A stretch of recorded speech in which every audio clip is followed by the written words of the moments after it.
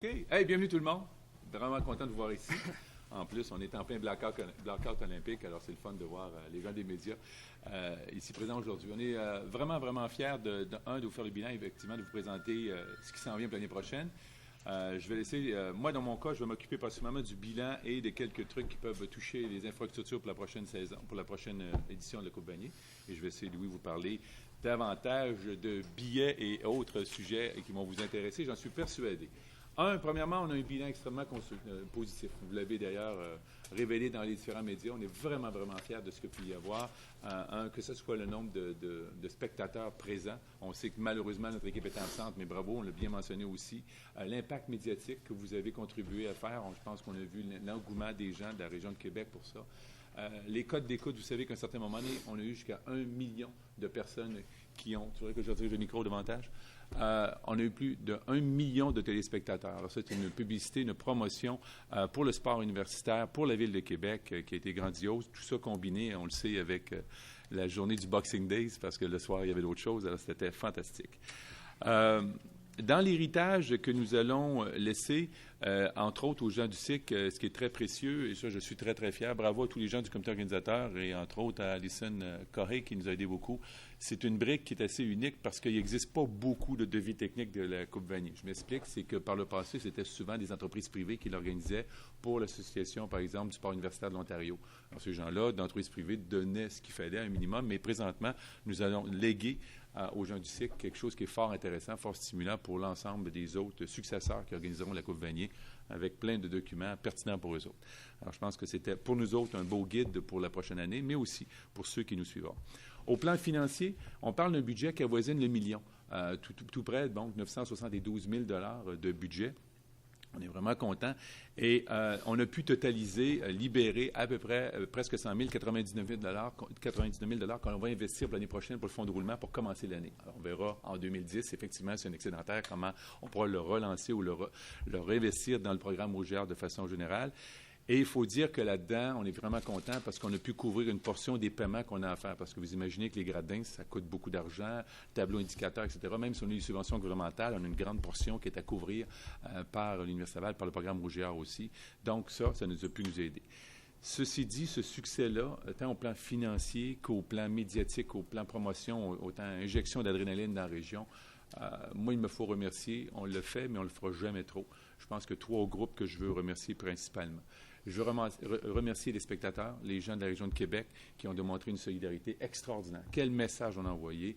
Non seulement les 18 500, mais l'ambiance qu'il y a eu là. Je n'ai eu que des remerciements et des félicitations. On en a eu des pages et des pages de remerciements. Des gens de Queens et Calgary qui n'en revenaient pas de l'accueil qu'ils ont eu ici de la part des gens de la région. Extraordinaire. Le tailgate, ça a été une signature qui est encore dans notre marque de commerce extraordinaire. Il me faut remercier les commanditaires. Et là, ce n'est pas le têteux qui parle, c'est le gars qui est vraiment réaliste parce qu'on n'a jamais pu libérer si les gens n'avaient pas embarqué en commandite avec nous. Imaginez, on évalue à peu près à 370 000 les biens et services, les avantages que nous ont donnés. Plein de gens qui ont voulu s'investir, qui ont voulu collaborer, qui ont voulu contribuer à ce que ce soit quelque chose qui soit une belle fête pour tout le monde. Notre Rose Bowl à nous, finalement, comme région.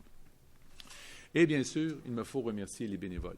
Justement, je viens de le mentionner, quand ailleurs c'est organisé par une entreprise privée qui ont tout à fait le droit, puis c'est bien fait, puis c'est correct. Là, ici, c'est un tas de bénévoles qui l'ont fait. Louis Pinchot et moi, on a eu le même salaire, hein, c'est à peu près zéro. Mais tout le monde, les gens du comité organisateur, les bénévoles, tout le monde qui se sont embarqués autour pour donner un coup de main, on a à peu près 500 à 600 personnes là, qui ont voulu contribuer comme bénévoles à donner un coup de main. Bien, c'est tout ça, finalement. C'est du manpower, des ressources humaines, des gens passionnés qui ont voulu que ce soit une activité extraordinaire, et c'est ça qui fait qu'on puisse arriver à cette belle activité. Donc, merci encore aux gens du comité organisateur. La bonne nouvelle, justement, c'est qu'ils ont tellement eu de plaisir, c'est qu'ils reviennent encore. Alors, on a les mêmes avantages sociaux que la dernière fois. Tout le monde revient, je suis vraiment content. C'est de démontrer la passion qu'il y a là-dedans. Et c'était, Louis et moi, le mentionné à plusieurs reprises, Louis disait exactement comme au championnat mondial de hockey, il faut qu'on ait du plaisir à faire ça parce que quelque part, il y a ça, là, on organise une belle fête. Et ça, je me dois donc encore de mentionner les noms. Louis, bien, il est à côté, puis il va en parler tout à l'heure. Pour lui, ça va aller conseillers spéciaux Gilles D'Amboise et Jacques Tanguay, 2 noms connus un peu dans la région. Aux installations, Daniel Lessard, ici, qui travaille au SAS, extraordinaire, avec toute son équipe, des gens qui l'appuient. Aux commandites, Rémi, qui est avec nous ici, et celui que j'ai déjà surnommé Party Animal, mais je ne le fais plus, je ne le dis plus ça. Yves 5 mars, qui est là.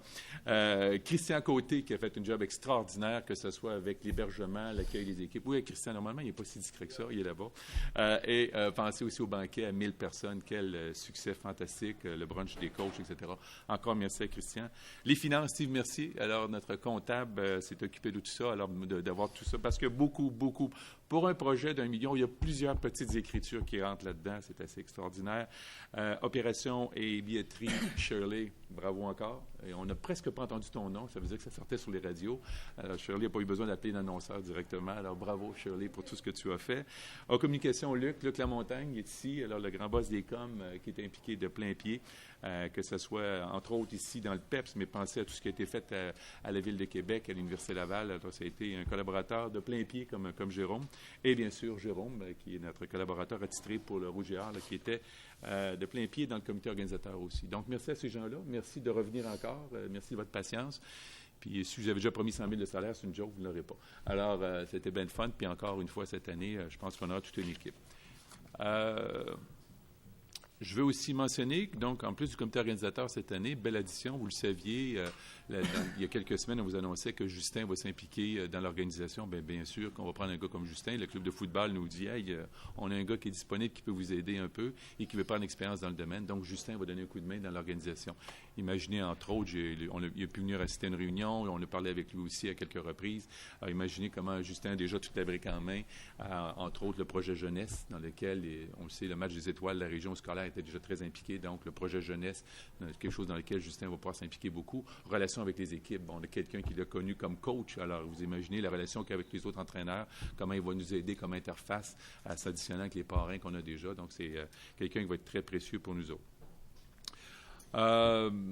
Tout ça pour vous dire que si on a des choses à dire pour l'année prochaine, bien, les choses devraient être reconduites. Christian a encore plein de poumons. Il va encore faire un banquet à 1000 personnes. On va encore faire un brunch satisfaisant. C'est encore le Concorde qui est planifié, encore le centre des congrès pour le banquet, les mêmes dates à peu près.